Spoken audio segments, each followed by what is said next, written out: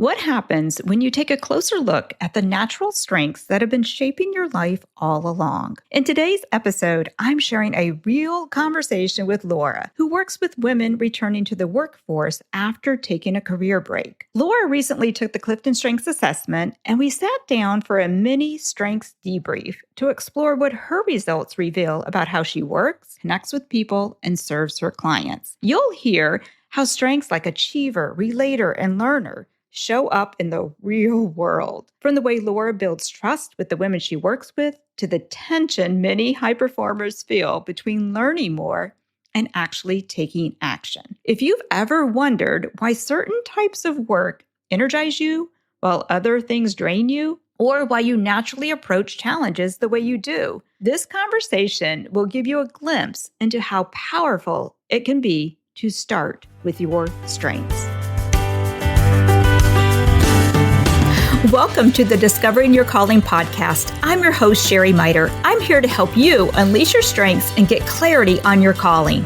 I believe when you find your purpose in life, fulfillment, joy, and success will follow. If you're ready, pop in those earbuds, hit that follow button, and join me on this journey toward discovering your calling. So welcome, Laura, to the Discovering Your Calling podcast. I'm excited to talk with you today because we scheduled to go through your CliftonStrengths assessment and do what I call the mini debrief of it. Normally, I do this in 90 minutes. Today, we're going to condense it down to around 30 minutes and share your reaction to CliftonStrengths, share some things I saw in there that just makes you uniquely you and powerful. And then also, we're going to play a little bit with the new Gallup AI and what Gallup AI showed about, or, told me about your unique talent themes and how they show up. And before we do that, though, I would love to just have you share, this is Discovering Your Calling, and I love to have people share. We all have a calling story. What do you do today? And how did you get here? Yes. So currently I help women as they transition back to the paid workforce after their career break. And this is something that I've been doing for about a year at this point. Prior to that, I started my career in HR. And then after 17 years in HR, I took my own career break to raise my son. And then when I was looking to return, I realized just how overwhelming it felt. And that was with me already having the knowledge of the hiring process and how it works on the employer end. And, I did land a position. I actually received multiple job offers. I pivoted careers, but it always stuck with me that if I went through this, that there has to be other women who are also facing these same thoughts and feelings and obstacles that I was. So at the end of 2024, I said, okay, you know what? I'm going to once again step away from my job, but this time I'm going to focus on building something that can help women who are currently looking to return, just as I had years before, because now I have both the knowledge of the HR side, but also my own experience. And it was something that just laid on my heart and my mind. And I gave myself a year. I said, you know what? If I can make even $100 in a year, that just shows me that there is a need. And last year was a lot of growing and discovering and failing and successes. And currently, I've actually started to build something that I can see becoming really tangible, in the future. So I work one-on-one with clients. I lead in-person workshops. I'm a freelance writer who writes specifically on the topic, as well as I have a YouTube channel about career breaks and job search tips in general. Awesome. What's your YouTube channel called? Laura Niebauer. Okay. I'm very original. It's just my name. There's a lot of pressure to come up with a perfect name, and I couldn't. So I just said, we're just going to go with my name. Yes. And that's why my business is called Sheri Miter Co. Exactly. And honestly, I think when you're first starting a business, it's smart to do that because you will shift a little bit. You will pivot a little bit. That's just, to me, the natural transgression of starting something. And I applaud you for just starting last year and saying, I'm just going to see where it goes, because we do make those little changes as we start working with clients and realize, oh, wait, this is what they really need. Or, I don't like doing this. I like doing this. And, having those little changes. Mm-hmm. I will say one of the biggest yays that I did correctly in the beginning, because I, as I said, there were a lot of little a lot of big and little mistakes because that's just part of growing a business. But one of the things I'm very proud of that I did is before I even started, I held a lot of focus groups to understand the needs of the people that I was serving rather than assume that I knew because of my own personal experience.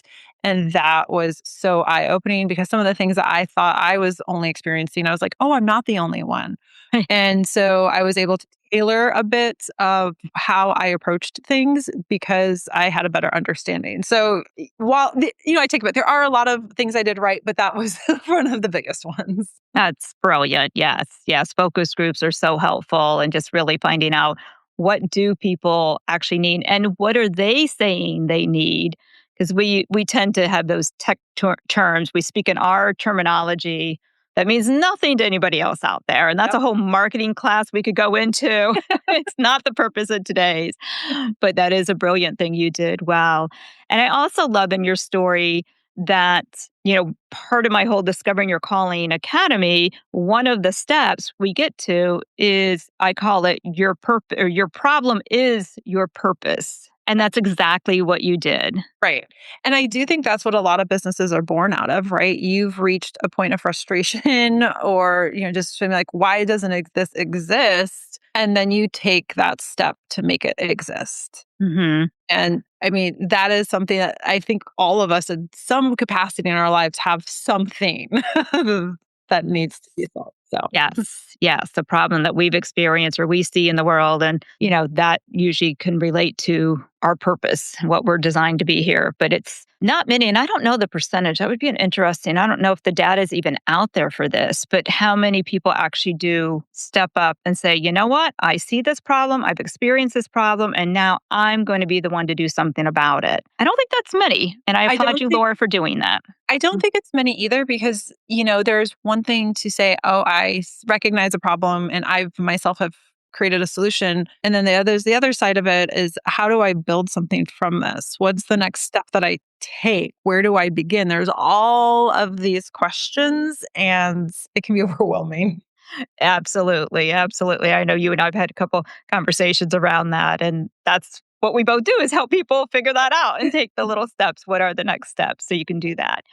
And one of the first steps I do with all my clients is the Clifton Strengths assessment. And I say everything starts with strengths because when we do know how we're wired, what we're created to do, what our natural talents and abilities and strengths are, what our superpowers are, then it helps us kind of get through the muddy parts a little easier because we can see clearly, oh, wait, yes, that idea would work for me. Oh, nope, that idea is not in alignment with my natural talent. So I don't want to go in that direction because that's where burnout happens. That's where we get exhausted when we're trying to build something. And, yes, there's going to be times that we have to do things that aren't in alignment, especially if you're building a business. But if we can stay in our lane most of the time, that's where it's beautiful. That's where it's fun and energizing. And I do think that's where you can go really wrong because innately, I believe a lot of people start with the right intent and purpose. They want to help other people, but then they realize there's a lot of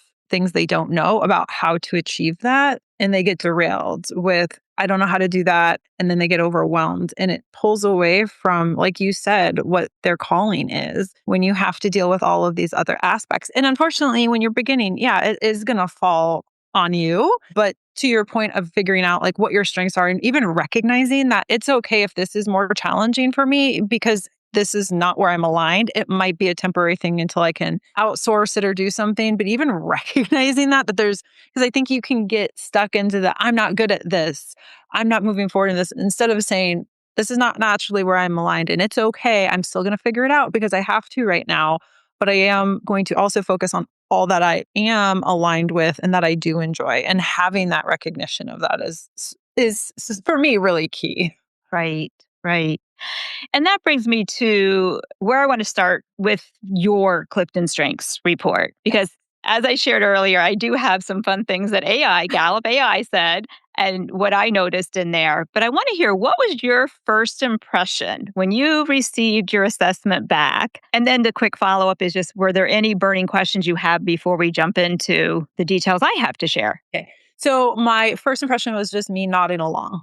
It was reading it and be like, yep, yep. And and we talked a little bit about this, but it's also like you know, but you don't necessarily express it in words. So to see these feelings, but they're actually tangibly on a piece of paper, it just makes it more solid of saying, yes, that is me. But more so than that, you can say, okay, how have I seen this in my past? How can this help me in the future? And really, especially those top five, like, okay, if those are what I lead with, then how can I use them to my benefit, but also see where those points are that maybe I'm trying to make something fit that's just not a fit. And there was something in mine, it said something about, I really develop deeper connections with one-on-one. And that was really interesting because within the business that I have, I absolutely love leading in-person workshops, small groups, and working one-on-one with clients. I attempted one time to do like a online virtual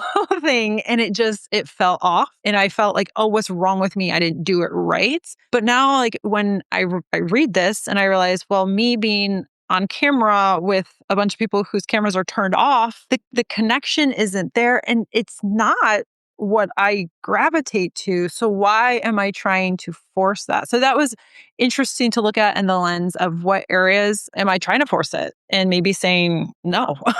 Right, right. And I love you asked the right questions of yourself and even the report and even preparing probably for today, because it's affirming, first of all, like you said, to just read through our reports and say, yes, that is me. But it's also the question of then what do I do with that information? And that's where we kind of want to go today is like, all right, you have this. Now, what do you do with this information? You've already started doing that, which that's brilliant. That Well, you're I'm already an like, achiever, okay, so it's true, true. I have No, I to. shouldn't be surprised here, right? Yeah. So which leads me, let's talk about your top five. Yeah. So your top five strengths, and this is again, I'm going to give you the AI version. So Gallup AI is new to us. And again, I have just been having a ball playing with it because it's just mind-boggling brilliant on top of already CliftonStrengths, which I think I find just mind-boggling brilliant. And Gallup AI is a closed AI. Okay. So it has been fed everything Gallup has ever studied about what makes people successful, what is right with people, how does CliftonStrengths work? Yes, it will address our blind spots and areas of lesser talent or weaknesses, some people might want to call it, but it has been fed that. So it's all real information. It's not like, is that real? Is that fake news? It's not. It's like all from Gallup. So it really gives really great insights around our CliftonStrengths. And Laura, your top five, as you know, and for our listeners, we have achiever, consistency, relator, learner, and responsibility. And I love that Gallup AI calls you the reliable champion. Oh, that's fun. Yeah, isn't that? You can tell your son and your spouse that, like, I am the reliable champion. And your achiever you have a drive to accomplish and check things off. That's probably no surprise. Oh, I love a good list. Yeah. I love it. Love it.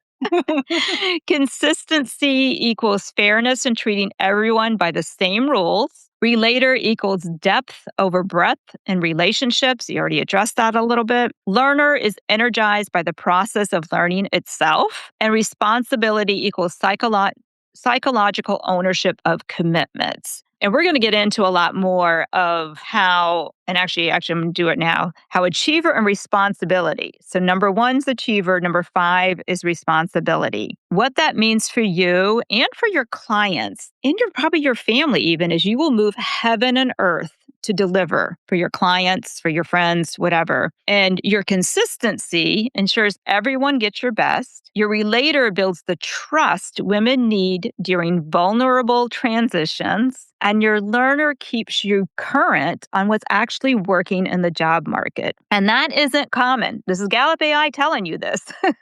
That is not common. Most people don't have this combination of drive, fairness, relationship depth, and continuous learning. So when you hear all that, Laura, I would love to know, like, what's going on through your brain right now? Yeah, it's just like a click. Stay with us. We'll be right back. Overthinking won't give you career clarity, but the right questions will. That's why I created the Career Change Quiz to help you understand what season you're actually in. Not what you should do, but what truly makes sense now. In just a few minutes, you'll discover whether it's time to stay the course, realign your role, explore new options, or begin preparing for a more strategic career shift. You'll walk away with clarity, language for what you're sensing, and practical steps to take, no matter which season you're in. Take the quiz at sherimiterco.com/career quiz and move forward with confidence. That's sherimiterco.com/career quiz. Right? So if you would have asked me what makes me unique, I could have told you certain things like, okay, the reason I work so well with women is because I understand, their emotions, their feelings, all of that. But I couldn't put it in the terms that you just did. And I think that is so helpful. I can see it at a broader scale of like, this is how they fit together. And because they fit this way, is what sets me apart. Because what I do, it's not as though you can't get this information from a lot of different people. Unfortunately, I think sometimes within the coaching or even strategist type of sphere, a lot of people say that, right? And you can get generic information, get high level information, but that is the exact opposite of what I want to do. And to see how all of these play together is just fascinating. And what you said that is what I actually, I have a client right now, and she's in a space that I'm honestly not as familiar with. It's more of a clinical research background. And I don't have extensive knowledge. I have worked in a healthcare facility, but I don't have that knowledge. And you are right. I have been learning all about her space. I have been staying up late nights, understanding. And when she said, hey, can we do a mock interview? I have an interview coming up. And it was on a Saturday, which I normally don't offer on. So I was like, of course. And then like the 2 days leading up, I was preparing for every possible scenario. And I want to build that trust. I want to do my best for her. Anybody who trusts me enough to give me their time and their money, you bet they are going to get the best service, the best relationship that they can possibly get from me, because I want them to achieve. I want them to have the results that they want. And it's interesting just to hear that. You can know that about yourself, but to hear it, you're like, yes. So it was just so incredibly fascinating. And also the learner, when I was doing a little bit more digging, like the learner and the achiever can sometimes be at odds because you want to learn, but you also want to achieve. And I find myself doing that. I'm like, oh, but if I like step away from this, then I got to like give that up. And then it's like this push and pull. And yeah, it's very, I'm going to keep using the word fascinating because that's the best descriptor I have. I agree with that. And I can so hear your reliable champion in the way you were working with your client. Yeah. But that's the thing. And to see, yes, now it makes sense. That is what I lead with. And I lead with that. And that's a genuine gift to give. And I love seeing that. Yeah, definitely. I go through and mark up your CliftonStrengths 34 report, which is the most important report in there, in my opinion. It is the 34 report is the one that really breaks down your top 5 unique to you. And it's what makes you that 1 in 33 million. One, we say that in CliftonStrengths or in Gallup because the chances of somebody else in the world having the same top 5 talent themes as you in the exact same order is 1 in 33 million. That's wild. Yes. And that's one of the reasons I love this assessment and I am an assessment junkie. Like I've always been obsessed with, professional development, personal development, self-help, all those things. So I've taken a lot of assessments, and I feel like so many other assessments kind of put us in a box. They're like, oh, in DISC, you're a DI. So am I. We're alike. And Myers-Briggs, I can never remember what my 4 letters are. But Enneagram, we're all 7s, we're all 3s, we're all alike. Whereas CliftonStrengths, really, to me, yes, there are common themes that we will have. Like you and I share some themes the same, which makes a fun discussion. But the way your learner shows up looks different than the way my learner shows up because of all where the other 33 themes fall. And that's where this Clifton Strengths 34 report gets so totally cool because what is highlighted in there is unique to you. Your achiever description looks different than anybody else's achiever description. Okay, that's interesting. I didn't realize that. Okay. Mhm. Yeah. And I know I shared this with you earlier before we hit record, but the cool thing is, as a coach, I have the privilege of actually seeing this and seeing how unique everybody's is. And there might be some overlapping pieces. Some of the, lines might be the same in somebody else's, but the whole piece of it that's in the highlighted part is unique to you. And those are the pieces that I love to then go in and pull out for when I do these debrief sessions. And so that you can really see that, yes, you've already seen your qualities and your talents and all of that in here. But then I get to point out like, oh, let's go a layer deeper. This is what really makes you Laura. This is what really makes you amazing. And yes, strengths is built on positive psychology. That's what Don Clifton, the founder of this study, he's known as the grandfather or father of positive psychology. But yes, we will also get to a few blind spots in here, cautionary things, because there are the downside. Not everything's, all positive. We do need to be aware of blind spots. So a couple of things that caught my eye with Achiever is where it says, two things here. Because of your strengths, you certainly make ideas plain and understandable for people. You probably help them interpret facts that are not entirely apparent, obvious, or generally known. Then, driven by your talents, you often catch yourself working hard to ease the anxieties of others. When you can show them a way to reach their goals, most individuals behave much more reasonably and much less emotionally. So I'm curious, how does that show up in the way you work with your clients? Well, it's really interesting because I want to go back just a second to my former life. So while I worked in HR for 17 years, I also did a stint. I went back for my master's degree in literature and I taught freshman level English at a college.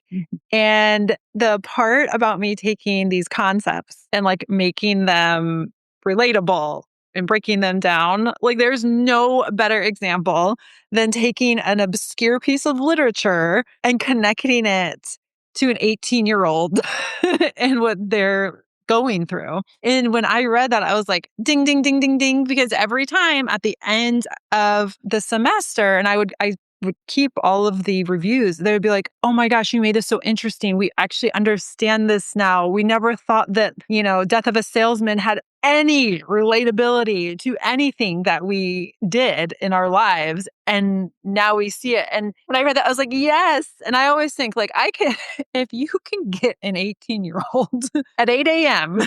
to relate and care about something written, golly, at this point, we're talking like 80 years ago, I can pretty much handle making anything relatable and understandable. And that is something that has really worked with my clients. One, because I don't believe we do a good job at least here in the US, of preparing people to find a job. We say, here, you've graduated, congratulations, now go find a job. But there's a whole spectrum of things you should do in between that, networking, resume writing, interview skills, all of that. And so for some people, it's like a foreign language. And me not only being able to explain it, but having lived it, I did the hiring for years and years and years, was something that I was like, okay, yeah, I can do this.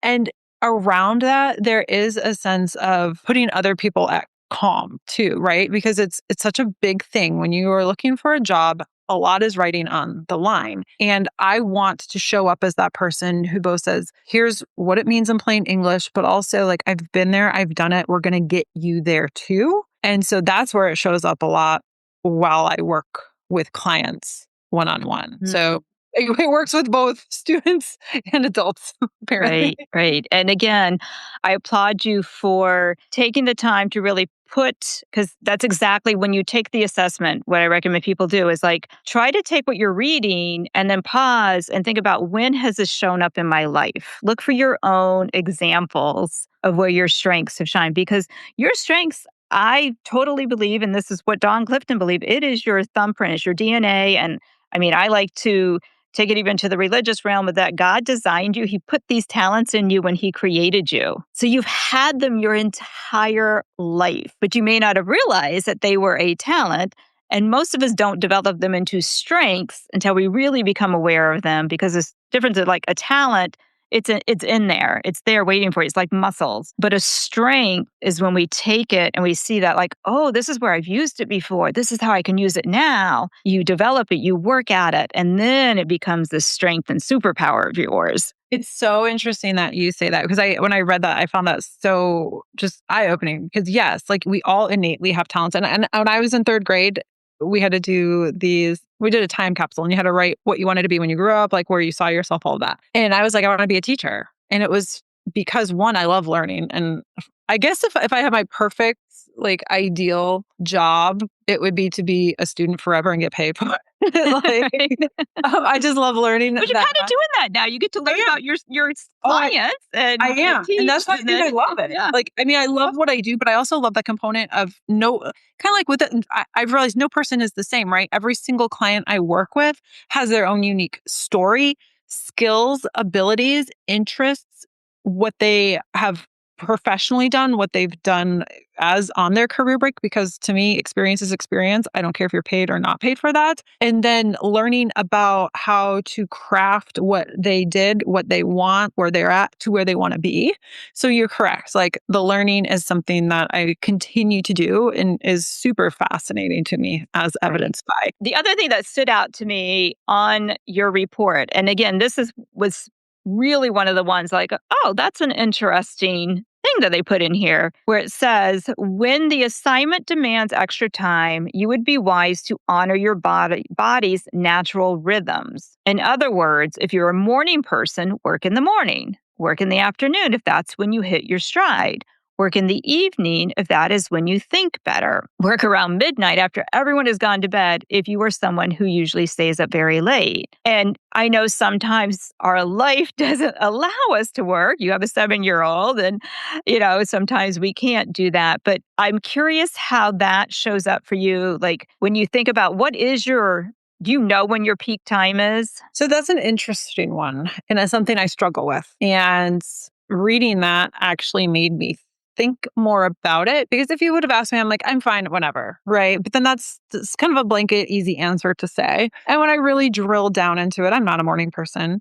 I am a morning person. The fact that I do have to get up early. I have a kiddo and I do my workout before he's even awake because it won't get done. So inherently, I'm fighting against what I naturally am anyway because of my life circumstances. And so what that means for me is that I am forcing it in a way, which healthy or not, it is what it is. But the good thing about that is what I would have considered early morning before isn't early morning to me now. So when he gets off to school at 9, by 9 o'clock, I'm working. Would I say that that's my most optimal time? Well, given the fact that I've already been up for 4 hours, it actually kind of is because it's moved my morning from like I get up at 9 when I'm in my 20s to it's a later time. So if I were to look at it in totality, my morning time is not my ideal time, but I use that for my time, like working out, going for a walk with my husband, setting my intentions for the day. And then I get into it. And I honestly, this is where I do struggle a little bit because from 9 to like 9 at night, I'm go, go, go. And I don't feel a dip. I don't feel like my rhythm is off. Do I need to incorporate more breaks? Yes. But at no point am I like, my husband is very much like, it's 3 o'clock, I'm dipping. And I don't have that. I've never have. So I found that fascinating. Maybe I need to do a little bit more like internal, like reflection on that. But yeah, I'm really good. But I will say I'm not a night owl. So count me out after 9. I'm done. But a good 12-hour workday. Yeah. And honestly, I think that is a common thing for a lot of people I know who have achiever in their top 10 seem to have an abundant amount of energy. Yeah. And so, I think it stems from just, you talk about talents, what you innately have. And it also has to do, I think, with your rhythm of your body too. You innately have your wake up, but at the same time, when you forced it for so long, so like for grad school, for college itself, I work full time and I went to school full time. So for 8 years, I was making myself be 9 to 9. That was just my day. And I think that's just kind of, continued through the years. Hmm. Yeah. But I think there is that innate thing that you had that because I look back, I don't have achiever. And I have always been one. Sleep is important to me. And like I have to have my little afternoon, even before I got on this. It's like, don't have a lot of time. I'm going to take a 15-minute power nap. Like Wow. I need my power naps. I need that. I am the first to admit, I am like a toddler. If I don't have my nap, and God forbid if I'm hungry and I haven't had my nap, I am useless to the world and nobody wants to be around me. So, But it did make me think because what I do is I will gladly go at this pace until I can't, until my body literally, and this will happen. I would say it's maybe once every 6 to 8 where I tell my husband it's like 6 p.m. I'm like, my body can't. And I'll go to bed and I'll sleep a good 12 to 13 hours. Once again, not saying that's healthy, right. but it's just kind of how I operate. Like I do have my crash points. Yeah. And perhaps if I were more intentional with the way that I do structure my time, I wouldn't have that crash points. Right. So that is work I have to do. Right, right. And that's just something now that you're aware of it, like pay attention to that because again, that's where I look at that like excellence again without exhaustion is really honoring whatever our body's telling us. And hopefully we listen before we crash of what does it need. And maybe for you, it's not that you need the nap, but maybe just to take a break and allow yourself time to learn because high learners, learning could be the energizing piece for you. Oh, it is. Like, and there's a piece in there that said, like, when you get a book, like, you just can't stop reading it. And that's me. Like, I literally, like, I have got to finish this. But it also, yes, you're right. To me, learning is not work. Learning is a fulfilling endeavor that energizes me and I feel relaxed and excited after. And so, yeah, to your point, I think that's a very valid point of what rest looks like to me might not look the same to you. I mean, if you need, I don't know the last time I had a nap outside the time I was sick, right? But that is energizing for me in a different way and resets me in a different way. So you're right about that. Right, right. So, and I think that's the whole point is like knowing what do you need, you, Laura, me, Sheri, anybody listening, what do you need that your body is telling you need and to honor it because a lot of people listening may be higher achievers and may have that energy like you have, Laura, and they can go 9 to 9, but yet what is it during that day? If you did this, it makes that 9 to 9 feel better for you.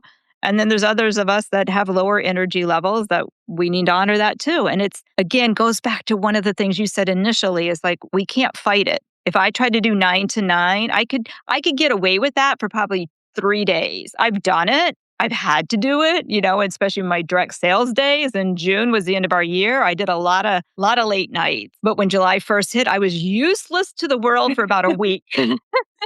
Yeah.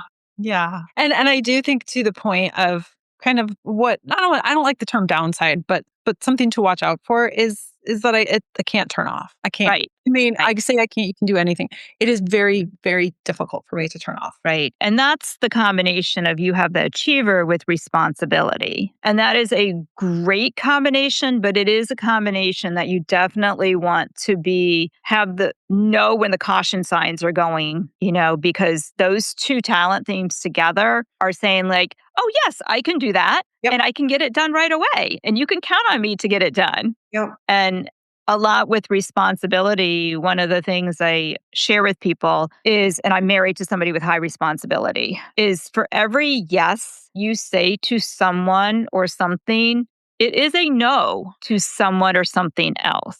It's really funny. I'm taking some notes as we talk, and I literally just wrote down, say no. Yeah. Yes. And I don't know who to give credit for it. I've heard it many different times, but no is a complete sentence. It's true. Sometimes hard to do, but it's true. But the cool thing with responsibility, people with high responsibility, we're kind of jumping down there now because it fits so much with achiever. We're just going to go there, is the fact that once you are aware of that, it saves you so much energy and stress, because when you can discern the yeses, pause before saying yes to anything in life, then it frees you up that the right yeses are the energizing yeses. They're the yeses that you're glad you say yeses versus those like, yeah, I can do this. And then you're like regretting. To your point about that, specifically with business. So when I started my endeavor beginning of last year, I was saying yes to everything because I didn't have a presence. I had the knowledge. I knew I could help. I knew this, but if you don't have proof of it, it's hard to get people to say, I trust you. So my theory was, I'm going to say yes to everything that comes my way. I don't care if it's paid. I don't care how small it is, any of that. And this year, I'm reassessing that. Where do I say yes and where do I say no? And I just had this come up where a place is that I gave a yes to, but in no way does it serve me monetarily. It's unpaid. And that's okay for certain things, but they're not my ideal client. It's nothing, right? I'm having to say no to that. And I had to say no. And I felt really guilty about it because I felt like I was letting them down. But I had to realize I've also said yes to opportunities that I wouldn't have been able to say yes to if I didn't say no to this. But also realizing within my business, there are some areas I still will do for free that are close to me. As in, I worked pro bono with a client because she's not my target person. She is a new grad, but she was going into HR. She was having those struggles that I saw. And I was like, you know what? Yes, I can say yes because I said no to this. Or within my own community, my local community, I do free events because I want to serve my community. But yes, I have to be intentional with those. And that has meant to say no, but that has also opened up so many more opportunities where I have grown like financially and client wise because I have said that. But it's hard. It's like, I feel bad. I just don't want to let people down. Oh gosh. Yeah. And I think most of us feel that way, but high responsibility like really weighs. And the difference too is if you say yes, you are then committed because you said yes, even if it doesn't align.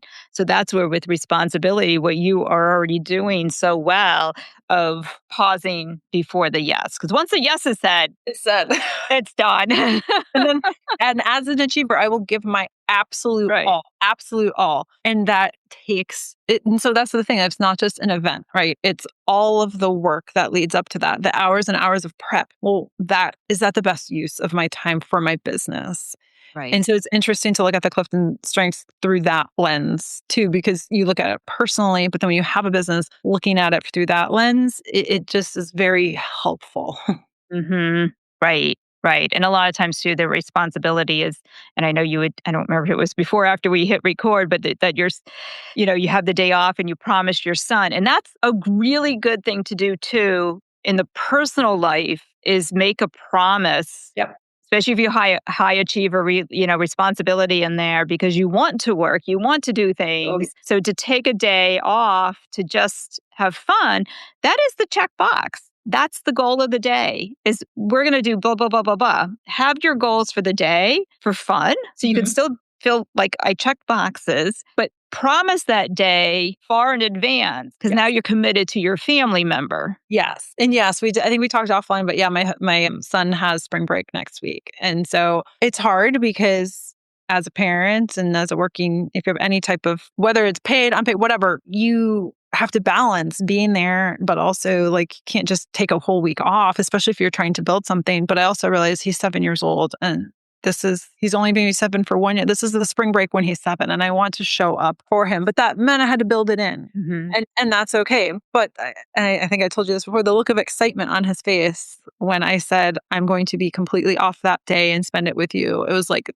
that is worth it. Yes. And then that's how I have to frame it is like, that's my responsibility isn't just to work. It's to him, obviously, but you kind of lose sight of that when you're building a business because it takes a lot. It is, right. There's a lot that demands our attention. For the sake of time, I want to move down to learner. Okay. And it's so interesting because I hear and you share this, how powerful learner has been in your life. And when I was originally looking through your strengths report, that is the one thing that just caught my eye, caught my attention that like, learner is your superpower. It is your standout strength here that makes you unique. It makes you different. It is your competitive advantage. It really is because it's going to help you stay current on what the job market looks like. A lot of coaches what I see out there too is that a lot of times if a coach has been around a while, they kind of stagnate. And oh my gosh, in today's world, we cannot stagnate like that. Stuff is changing so much. So the fact that you love to learn, I think that's so powerful for you. But how do you feel like Learner has helped you become a better coach? Well, And how does it help you connect? I'm going to throw out the world's most obvious one, but AI. Mm-hmm. Because if you're not staying current with AI and you are in the job search space, then you are doing a disservice to the people that you work with. AI is changing the landscape and it's not all for the good. And I need to be, I'm not, and the thing with AI is it's so new that nobody can say, well, I've been working in it for, 30 years. I mean, except the people who originally designed it. But so it's so new and it's changing so quickly that what you said even 6 months ago could be out of date by the time you meet with a client 6 months later. So that has been where I've actually thrived because I am providing that where some of my clients aren't even thinking in that way. They're like, oh yeah, AI, I didn't even realize you could use it in your job search. Or if they are using it, they're using it the wrong way of being very generic. And so I've actually kind of delved into writing very specific prompts for my clients. I'm not talking those 3-line, I'm talking like in depth with structure that gets exactly at the issue that they're trying to solve, whether that's looking for hiring managers' emails, whether that's trying to figure out how to craft a cover letter, but within their parameters. So that's where it's really, really helped me is because I enjoy it. It doesn't feel like a chore. And every time I learn something new, I'm just like, ooh, how can I implement this to better serve my clients? But also in all respects of what anybody does. To your point, like you can get stagnated, but even if it's not AI, things are always changing and shifting. And so that's why I'm very happy that I enjoy that aspect of it. It's because it does serve me and my clients very well. Because if I hated that, then we'd have a problem. Right, right. And I think, probably people that it's an interesting concept because Learner again is my top 10. And I'm the same as you is like, I could spend I do spend hours between Chat GPT and Gallup AI, you know. And but to your point too, that there's so much to learn. And Right. so I have to be very intentional because I Mhm. enjoy it so much that I can learn about something that's not related to anything, which I do believe is healthy in itself, right?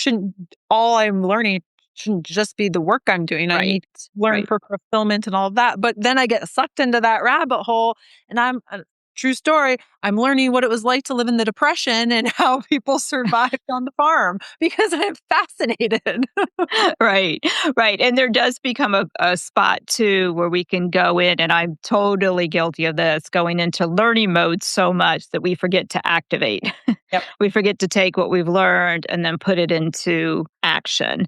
So that's the cautionary side of the learning. You can stay in learning mode for just the sake of learning something versus whether it be for relaxation. Yeah, it was interesting that you say Helping. that because I think there's a weird balance between learning and achieving that isn't talked about a lot. And that's when you learn, you feel as though you did achieve. But in reality, if you're not putting what you learned into action, then you're not. But there's that little cocoon of like, I learned something. Okay, I've achieved something. But in reality, you still need to take that next step. So it feels safe to just learn. Because I know there are people who've like taken a lot of programs. I think that's the curse of like courses and programs is you keep buying another one, you keep buying another one because you love that cycle of learning so much that you just get, not that I'm saying there's anything wrong with programs or courses, but if you just use them and take action. Right. If that's, and again, I know I've been guilty of that when I was a newer entrepreneur in the different space. And I see that a lot with some of the women I've worked with. That it's one course after another course after another course after another. It's like, whoa, you know enough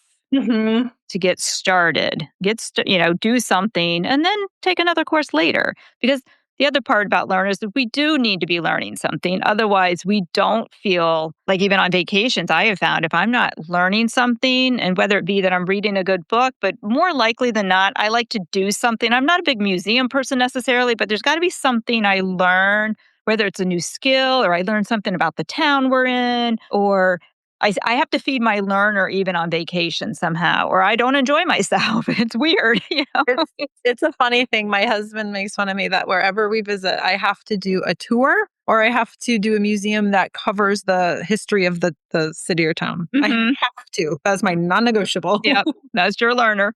Blame it on your learner now. Now you can blame it on all these talent thieves. Yep. All right, that's my back, One last little thing I want to I highlighted here about your learner, because it's not just your learner, and I think this is what makes it so powerful. It's not just about you learning something. It is also, this skill is huge. It says occasionally you listen to other people, regarding other people, I should say. Occasionally you listen to their stories, ask them questions, and pay attention to their answers. In some instances, you might go out of your way to find common interests. And I love that phrase because in there, I see your relator, I see your achiever, your responsibility, connected, like so many other elements playing in there in that one, or I guess technically two sentences. Where have you seen that show up in your life? Okay, this is so perfect that you asked this. I was on a call with a potential client last week. And so when anybody talks, I let them talk. I'm taking notes, but I also take notes of those words that they say that they're not aware of. And they're those little words, and it can be just one, but it makes a big difference. And so I was talking to this client, and she's like, yeah, I'm looking for full time for the most part. And here's what I'm looking for, blah, blah, blah. I'm like, for the most part. And so I went back and I'm like, what do you mean for the most part? And she's like, oh, good question. And then that led, and it's these little things that people say because when you get them talking, they might not realize that all that internal stuff is just showing up a little bit because they're not generally going to share it all with you off the bat. But if you listen close enough and you take the time to learn about what they're saying, you're going to notice those things that you can then build a true relationship on. One, because it shows that you're listening to them. But two, that you're actually, I don't want to say challenging, but like, tell me more. Get me to understand. And inherently that builds trust, that builds that connection that you need to be able to then serve that person in the way that they need. I love that. And again, such beautiful gifts to how you use that learner to then go into the relator, because you've been such a good example too of just no strength stands alone. Yes, but I didn't really understand that I didn't until we're talking right now. And I've read that. I kind of looked at them as pillars. They stand in isolation when in reality, that is not the case at all. And it's more of like a beautiful web of this is how it works together to create this very strong foundation. I just went with a web analogy, didn't I? But I'm thinking that's fine, right? That's good. I'll go with that. It crisscrosses, but then at the end, it's like, this is like a good thing. But I do think I looked at it incorrectly. I was incorrect. I didn't understand the full scope of how to interpret it, but I know I'm really good at keeping my word.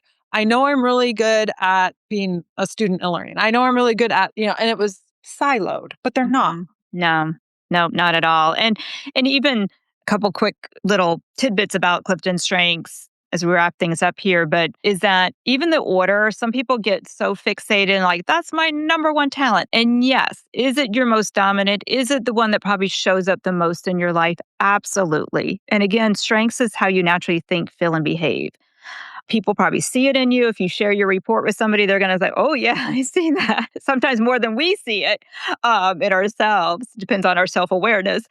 But sometimes there's something I teach is dial up and dial down. Meaning there are times in our life where maybe like when you take that day off with your son, you need to dial down responsibility, dial down achiever, and dial up. Maybe it's learner. Maybe you go do something fun where you can both learn something. I don't know, but it's dial up.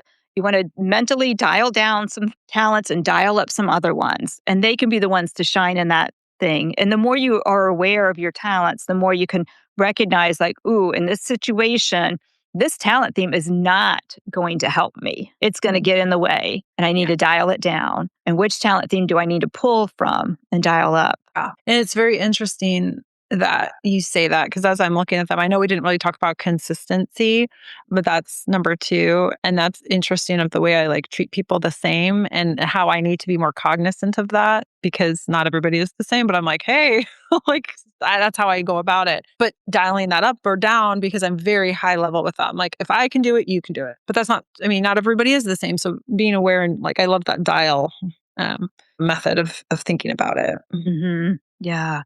And, continue to study, look through things. Gallup has a ton of information. They have the Gallup 2.0 book. It's virtual book now or online. Virtual is not the right word, but what's the right word? See, afternoon's not my strong my Online, brain dies around this time. But it's not a virtual book, but you know what I mean. It's yeah, a digital ebook, book, ebook. Yes. yeah, That I word, agree. ebook. Yes. It's fun to read because it tells you about all the different talent themes. The other thing I recommend people do, Laura, is go through. It highlights your top 10, specifically your top 5. You get all the nitty gritty details, how it shows up for you. Then I recommend just go through and read I'm pulling up starting around page 23. It gives you a brief definition of every single talent theme in your order. And I recommend start reading through starting at 11, 12, 13. Read the little description and just ask yourself, does that show up in my life? Does that sound like me? Yeah, because they're your little like players in the wings. If you think like a play or something, they're there waiting for you. They're not star players. They're not highlighting in the show, but they're there for their little part. So when you need them, you can pull them out. It's like, ooh, I need a little analytical here. I need connectedness here. They're there waiting for you. And most people, you'll read through the descriptions and you're going to get to one. You're like, nope, that is definitely, I don't see that in me at all. And that's where you kind of stop. And most people, that's like can be 13, 14, 15. Some go around 16. Somewhere's in there, you usually like, nope, that's not me anymore. And all talent themes are good. It's just a matter of how you use them and how you can compensate for talent themes that are lower. You can usually compensate with one that's higher and get the same results. Or you partner with somebody if there's things that haven't been done. I mean, there is value of that, of finding that person who compliments you. And Mm-hmm. Mm-hmm. Yeah. Any last burning questions you have for me regarding your strengths or strengths in general or anything? What is your take on sharing these strengths with people in your life? Oh, totally think you should. And I would have your spouse. I don't get into marriage coaching, but I've always said, I think every couple, both partners should take the assessment and read each other's assessment. You will understand why your spouse does those things that drives you crazy a little bit better. And that's coming. I've been married 40 years, and we have learned things, my husband and I, about each other since I've become a strengths coach that we had no idea about each other. So it's powerful. Okay. Yeah. You know what? I love that. Maybe I'll have to be like, happy birthday. Here's a strengths finder. Yes. All right. Thank you so much. I mean, this has been so insightful. And like you said, I mean, this is so beneficial for everybody, whether or not you have a business or not. This is just great information to know about yourself. And I appreciate that you're doing this and really honing in like specifically, because it's one thing to get a report and it's another thing to have a conversation around that report from somebody who like really knows their stuff. So thank you. Oh, you're welcome. Well, thank you for allowing me this time and space to share those things with you. And like I said, I'll send you over my marked up copy here of the things. So you have the things we didn't cover and our time together. But I appreciate you, Laura, for being here and letting us record this conversation too, so others can hear what it's like to take the CliftonStrengths and then, like you said, kind of dive into it with somebody. If listening to this conversation made you curious about your own strengths, I have something that I offer called Start with Strengths Session. This is a 90-minute conversation, not just the 30 minutes I did with Laura, where we explore how your natural talents show up in your life, your work, and the way you make decisions. Some people come into this session having already taken the CliftonStrengths assessment and wanting help understanding what the results really mean. Others are hearing about strengths for the first time and want to begin discovering how they're naturally wired. Either way, the goal is the same: to help you see the unique combination of talents you bring to the world and how to use them more intentionally. If that sounds like something you'd love to explore, You can learn more and book a Start with Strength session using the link in the show notes, or head over to sherimiterco.com/services to learn more. Thank you for spending this time with me. My hope is something you heard today inspires you to take action toward discovering your calling. I just have 2 favors to ask of you before you go. 1, if you found value and enjoyed this episode, please leave us a review on Apple Podcasts or Spotify, and you might hear your review read on a future episode. And 2, can you share this episode with 3 friends who will also enjoy it as much as you did? By doing these things, you will help us grow the podcast to make a bigger impact on the world. And until next week, remember, you've been created to live a life of fulfillment, freedom, purpose, success, and joy.